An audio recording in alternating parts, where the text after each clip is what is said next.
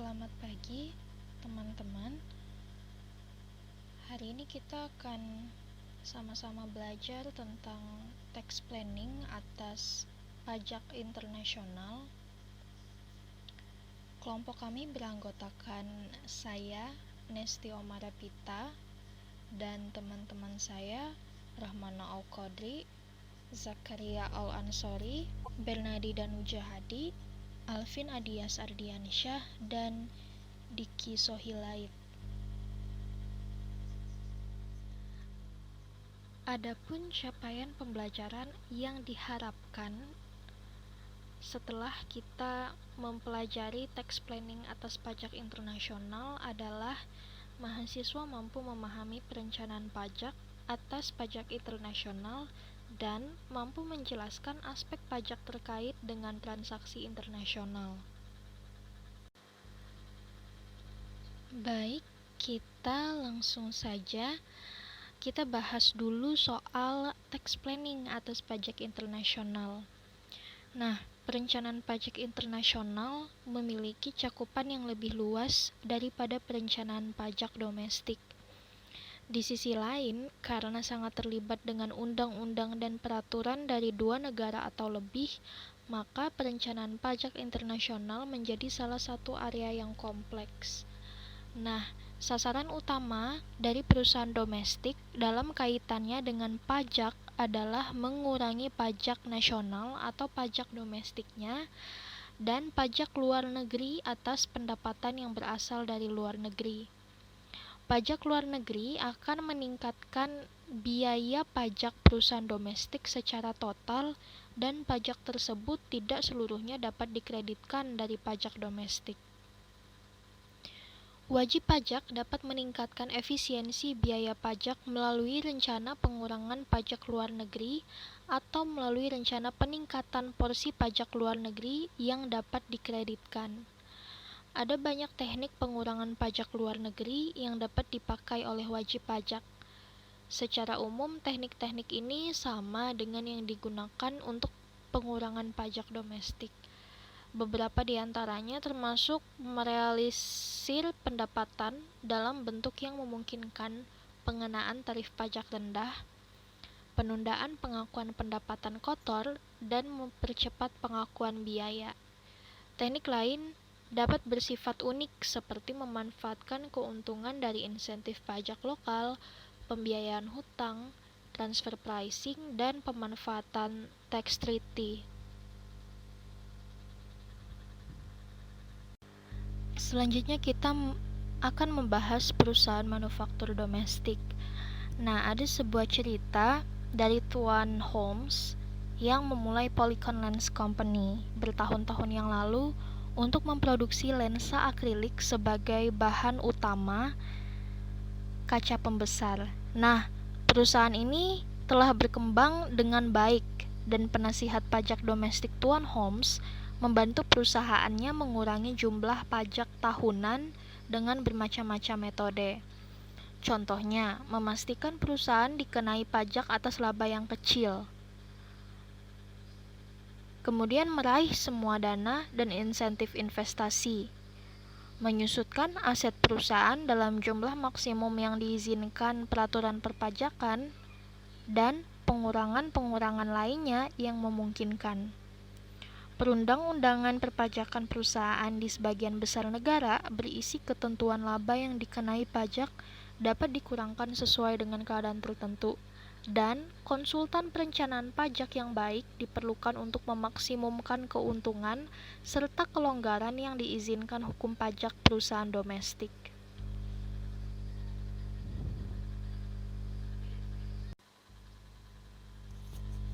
Selanjutnya kita akan membahas tentang persyaratan perwakilan luar negeri. Melanjutkan cerita dari Polycon Lens Company tadi, nah perusahaan ini berharap dapat menghindari hal-hal yang dapat dikenai pajak di negara B. Meskipun pajak berganda dapat dihindari melalui perjanjian unilateral atau bilateral, kemungkinan konsekuensi arus kas yang dibayarkan untuk pajak luar negeri dapat tertutup di periode berikutnya dan biaya administrasi untuk mengisi pernyataan pajak akan memberikan keberanian bagi Polycon Lens Company untuk bersikap low profile di negara B. Nah, perjanjian penghindaran pajak berganda atau yang kita kenal sebagai P3B itu berisi ketentuan yang dibentuk saat perusahaan mendirikan cabang di suatu tempat dan memiliki bentuk usaha tetap atau BUT, dan saat peresmian kantor atau agen untuk tujuan yang digambarkan di atas tidak menimbulkan kewajiban pajak di sana. Contohnya, perusahaan dapat memastikan bahwa otoritas pajak negara B tidak dapat menilai bagian keuntungan dari penjualan ekspor. Oleh karena kantor di negara B harus banyak memberikan informasi, maka sekretaris yang dipekerjakan oleh Tuan Holmes membutuhkan staf tambahan untuk membantu kan tentunya.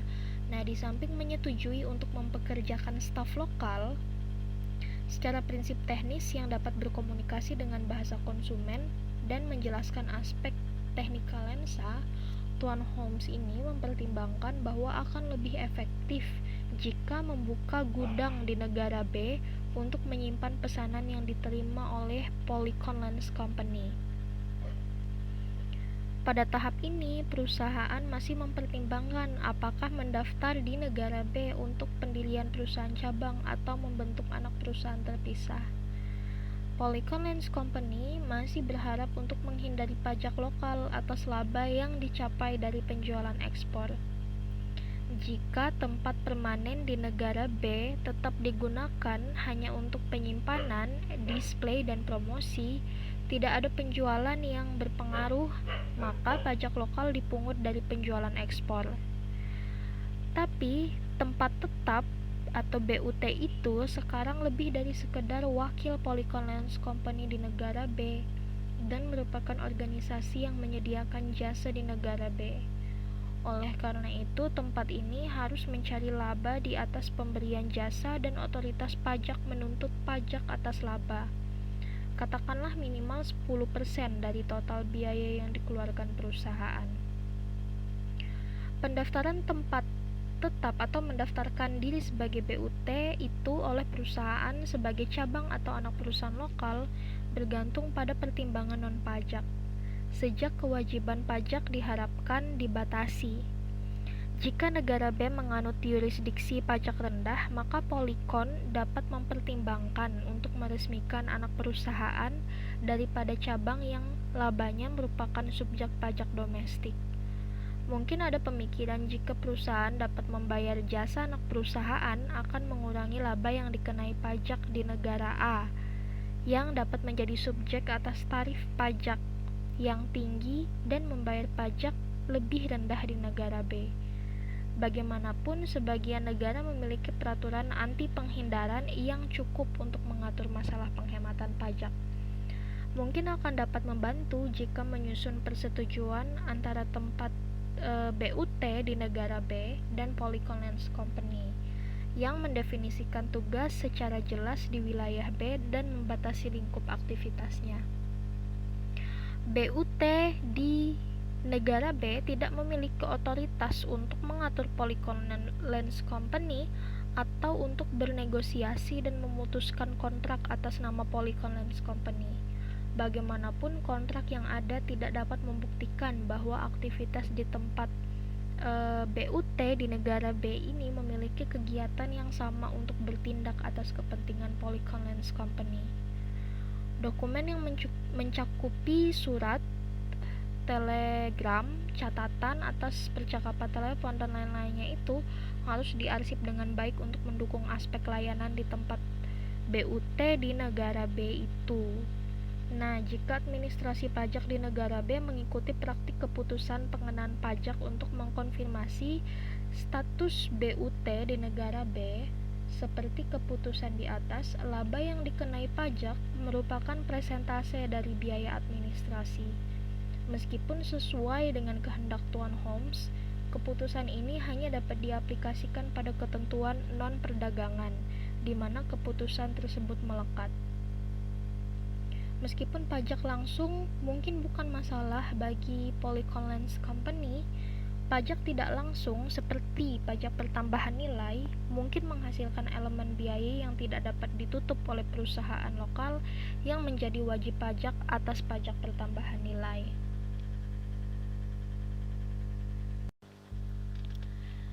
Selanjutnya kita akan membahas formasi anak perusahaan penjualan luar negeri, studi kasus Apple. Menggunakan strategi Double Irish Dutch Sandwich, yaitu teknik penghindaran pajak oleh perusahaan besar tertentu yang melibatkan kombinasi anak perusahaan Irlandia dengan Amerika. Nah, tujuannya itu untuk mengalihkan keuntungan ke yurisdiksi pajak yang rendah atau bahkan tidak sama sekali. Dengan awal, Apple membentuk 3 anak perusahaan, yaitu yang pertama ada Apple Operation International atau AOI. AOI ini berkedudukan di Irlandia, tapi pusat manajemen dan kontrolnya berada di Amerika Serikat, yang mana merupakan perusahaan cangkang yang tidak memiliki pegawai sama sekali. Perusahaan ini didirikan di Irlandia disebabkan oleh hukum pajak di Irlandia mengakui residen pajak berdasarkan tempat dan manajemen kontrol perusahaan, sedangkan hukum pajak di Amerika Serikat itu mengakui residen pajak berdasarkan tempat didirikannya perusahaan tersebut. Sehingga AOI itu dianggap bukanlah residen untuk kepentingan pajak dari dua negara tersebut sehingga lolos dari pajak. Contohnya itu pada tahun 2009 sampai 2011 AOI itu menerima dividen dari anak perusahaannya sebanyak 30 miliar US dollar Amerika dan tidak dipajaki. Yang kedua, Apple Operation Europe atau AOV yang berkedudukan di Amerika Serikat. Dan yang ketiga ada Apple Sales International atau ASI yang berkedudukan di Irlandia. ASI ini didirikan di Irlandia dan menikmati celah hukum pajak sama seperti AOI, sehingga tidak dipajaki dimanapun. Contohnya, ASI ini membuat cost sharing agreement dengan induk perusahaan yaitu AOV yang menyatakan ASI ini memiliki hak ekonomis terhadap kekayaan intelektual Apple Incorporation yang dioperasikan di luar Amerika Serikat. Contohnya pada tahun 2011 ketika penjualan produk Apple sebanyak 60% terjadi di luar Amerika Serikat, ASI ini membayar sebesar 60% dari total biaya research and development sebesar 2,4 miliar dolar Amerika Serikat dan memperoleh sales income dari penjualan intragroup sebanyak 74 miliar dolar Amerika Serikat dari kurun waktu tahun 2009 hingga tahun 2012.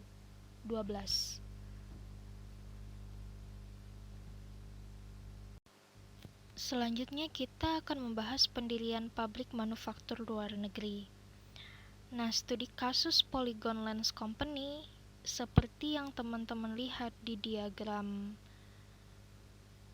itu, Polygon Lens Company di negara A mendirikan kantor atau agen B di negara B, juga mendirikan Luna Technics Company di negara C, lalu juga mendirikan pabrik manufaktur di luar negeri Polycon Manufacturing. Nah, adapun tujuan mendirikan pabrik manufaktur di luar negeri itu adalah untuk memampukan kelompok dalam membeli bahan plastik khusus dengan harga lebih rendah daripada pasar dalam negeri. Yang kedua, untuk menghemat biaya transportasi bahan mentah. Yang ketiga, untuk mendapatkan biaya tenaga kerja produksi yang lebih rendah. Dan yang terakhir, untuk mendapatkan keuntungan atas kelonggaran pajak yang memungkinkan.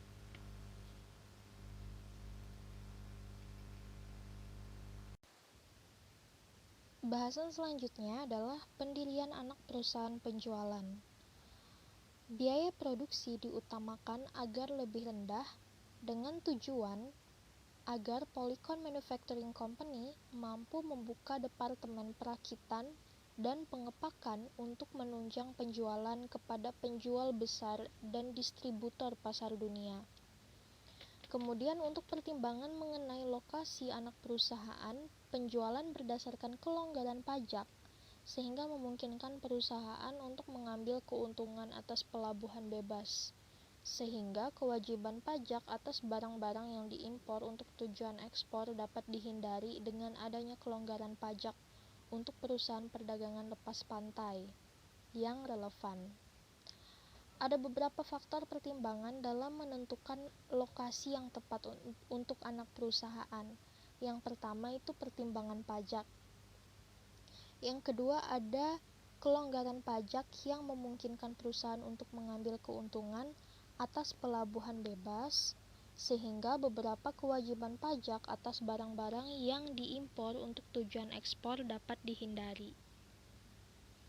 Walaupun kebijakan penentuan harga antar perusahaan di bawah pengawasan yang cermat, tambahan laba mungkin saja diperoleh dengan mengenakan bunga atas kontrak penjualan yang terbayar dari anak perusahaan.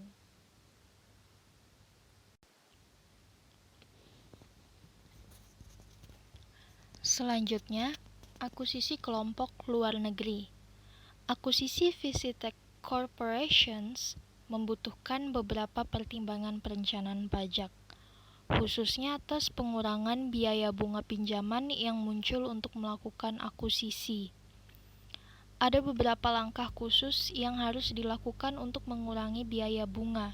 Salah satunya mungkin dengan mengurangi biaya bunga dengan laba dikenai pajak Visitek Corporation, karena perusahaan yang diakui akuisisi berarti memiliki laba atau keuntungan konsolidasi. Selama beberapa tahun yang lalu, ketika membangun kualitas yang tinggi untuk lensa optik dan kaca pembesar untuk pasar dunia, Polycon Lens Company telah mengembangkan penjualan ekspor untuk lensa kamera ke produsen kamera asing Visitek Corporation yang membeli lensa untuk kamera Instamatic berharga murah. Nah, kondisi ini berkembang dalam porsi yang signifikan untuk tingkat perputaran Polycon Lens Company. Namun, Tuan Holmes menyadari bahwa ada kemungkinan produsen asing akan mengalami likuidasi karena tidak cukupnya tingkat pengembalian dan biaya pendanaan yang tinggi. Oleh karena itu, Tuan Holmes mempertimbangkan untuk mengakuisisi Visitek Corporation pada waktu yang menguntungkan anak perusahaan penjualannya agar mencapai tingkat pengembalian maksimum dan menghasilkan laba potensial yang tinggi untuk menjual kamera, dan pada saat yang sama dapat mempertahankan Polycon Lens Company untuk mengekspor lensa kamera.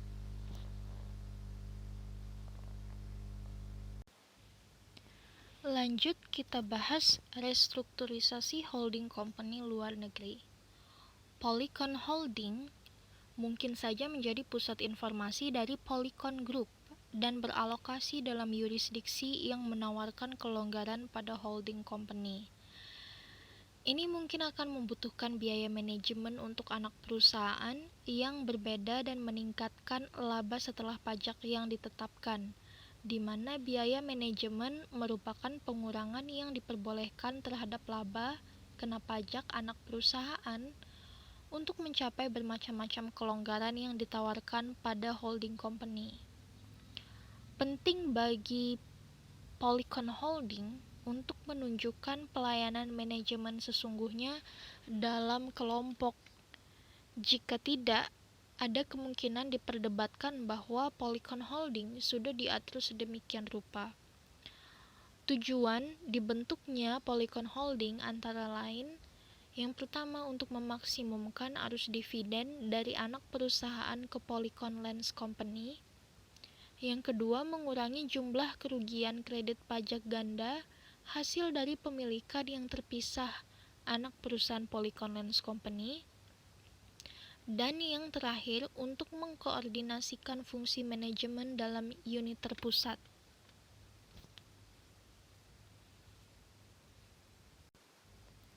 Selanjutnya, formasi perusahaan pendanaan luar negeri. Nah, pertimbangan yang cermat harus diberikan untuk peraturan pajak dan sistem pengendalian nilai tukar. Penentuan biaya berpengaruh pada besar pajak.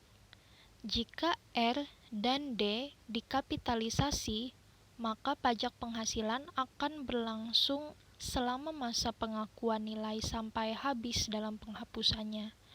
Jika diperlakukan sebagai biaya, hanya berpengaruh pada periode tertentu sehingga berdampak pada pajak langsung.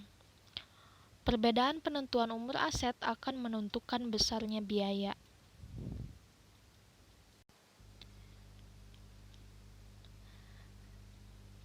Selanjutnya, dasar aset dengan investasi real estate.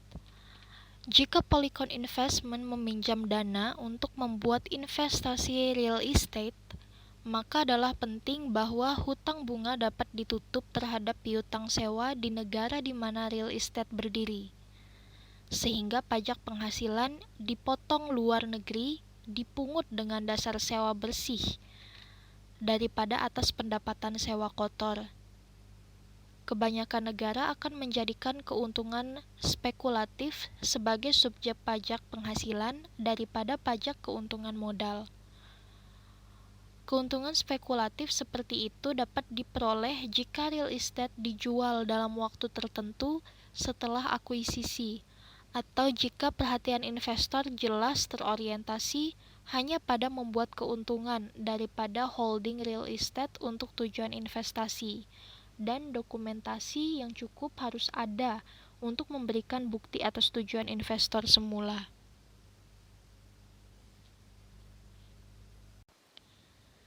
Selanjutnya, perlindungan lini produk baru dan penyusunan izin operasi.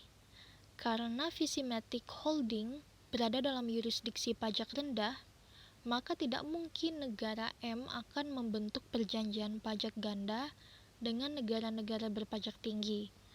Karena penghindaran pajak ganda tidak lagi relevan, di mana salah satu rekan perjanjian memungut pajak penghasilan dari laba yang kecil atau tidak memungut. Dengan cara ini, pajak dipotong atas pembayaran piutang royalti oleh Visimatic Franchise Company akan dikurangkan dengan jumlah nol atau nominal, dan jika tidak ada pajak penghasilan dipotong yang dipungut atas royalti yang dibayarkan Visimatic Franchise kepada Visimatic Holding, maka piutang setelah pajak Visimatic Holding dapat meningkat. Pada tingkat pengembangan yang bervariasi dari Polycon Group, operasi tax haven dipertimbangkan dan mungkin dapat dibebaskan. Bagaimanapun, karena Tuan Holmes tidak mempertimbangkan, ia memperoleh saran pajak yang baik jika tidak memiliki paling tidak satu tax haven perusahaan dalam kelompoknya. Ia mempertimbangkan untuk mendirikan Baskerville Assurance Company dalam tax haven yang berlaku seperti perusahaan asuransi yang nasabahnya sudah pasti untuk semua anak perusahaan dalam kelompok. Meskipun hanya satu bentuk dari operasi tax haven, Captive Insurance Company telah disorot dalam contoh ini. Ada banyak fungsi berbeda yang mungkin teradministrasi oleh perusahaan tax haven dalam kelompok seperti Polycon Group. Sepanjang menahan perusahaan sendiri menjadi hal yang dipertimbangkan, banyak negara diperkenalkan pada larangan yang mempengaruhi kegunaannya dalam perencanaan pajak, dan hal ini harus sepenuhnya dimengerti. Perusahaan tax haven harus diatur secara efektif dengan tax haven. Jika perusahaan setempat dapat ditentukan dalam yurisdiksi pajak negara A atau rezim pajak tinggi lainnya. Oleh karena itu, Baskerville Assurance Company harus diatur oleh sebuah tim di negara O yang berpengalaman dalam hal asuransi, dan premi asuransi harus mewakili premi yang wajar yang akan dikenakan oleh pihak ketiga untuk mengantisipasi risiko yang ada.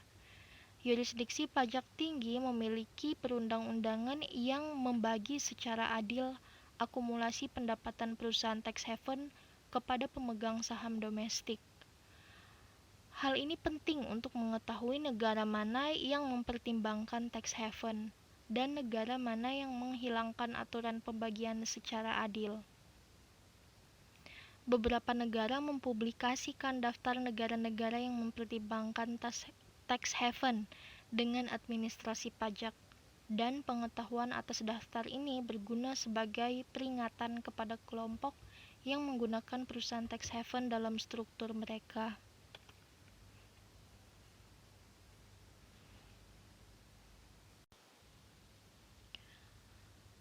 Praktisi pajak yang bertindak untuk Polycon Lens Company setiap saat akan memikirkan kewajiban pajak Polycon Lens Company ketika dividen mengalir melalui perusahaan saat capital gain didapat dari penjualan investasi atau di mana kerugian terjadi yang dapat dikurangkan terhadap laba kena pajak yang diperoleh oleh bagian lain dalam kelompok.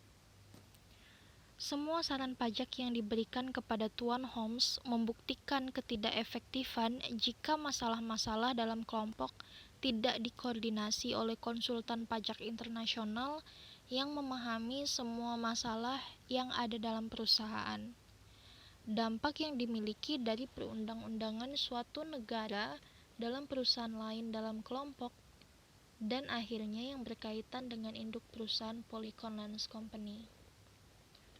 Pengiklanan tadi untuk konsultan pajak internasional dapat dimaafkan jika salah satu pihak menyadari bahwa tanpa seseorang yang mengkoordinasikan masalah pajak untuk seluruh perusahaan, masalah tiap perusahaan dalam kelompok dikelola oleh para ahli lokal yang tidak mengetahui semua persyaratan keseluruhan kelompok.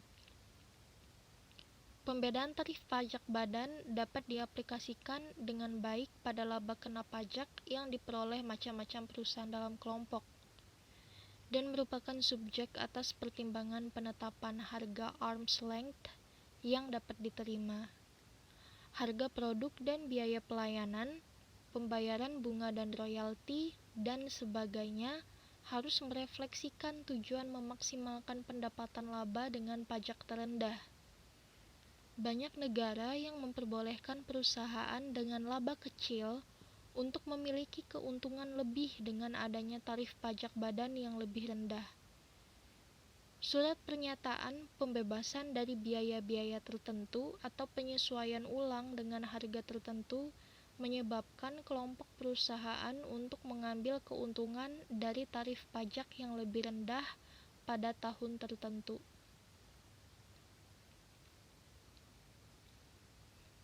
Penentuan waktu pengumuman dividen dan pembayaran luar negeri adalah penting dalam mempertahankan tarif pajak rendah untuk pajak perusahaan, adanya kerugian yang diakui atau tidak diakui.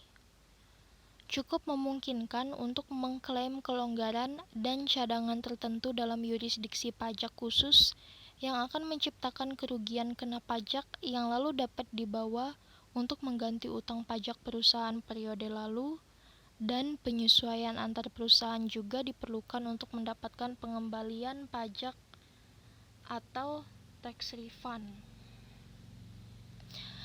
Transfer kerugian fiskal dari keberadaan anak perusahaan luar negeri kepada anak perusahaan yang mendapat keuntungan atau induk perusahaan dapat dipertimbangkan oleh konsultan pajak, tetapi hal ini merupakan teknik perencanaan pajak yang secara normal dapat diterima, karena transfer dari tempat keberadaan tidak dapat dilakukan, kecuali jika anak perusahaan luar negeri untung kembali.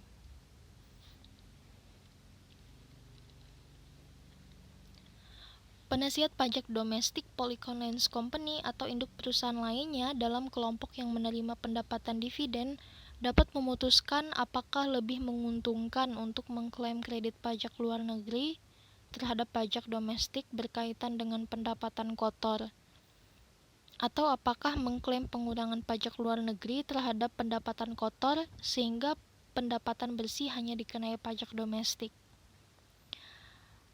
Konsultan pajak seharusnya terlibat dalam mengaudit rekening akhir anak perusahaan dalam kelompok sehingga dapat dipastikan bahwa rekening yang dipersiapkan memperbolehkan kredit pajak luar negeri terhadap utang pajak domestik dari laba kotor.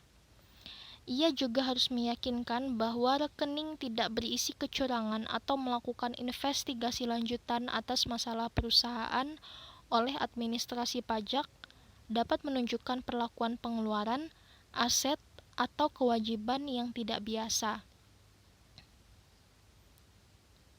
Adanya penyelidikan atau investigasi masalah-masalah perusahaan akan sangat membantu untuk memahami faktor-faktor berbeda yang dipertimbangkan oleh administrasi pajak bagi perusahaan dalam kelompok atau Polygon Lens Company itu sendiri.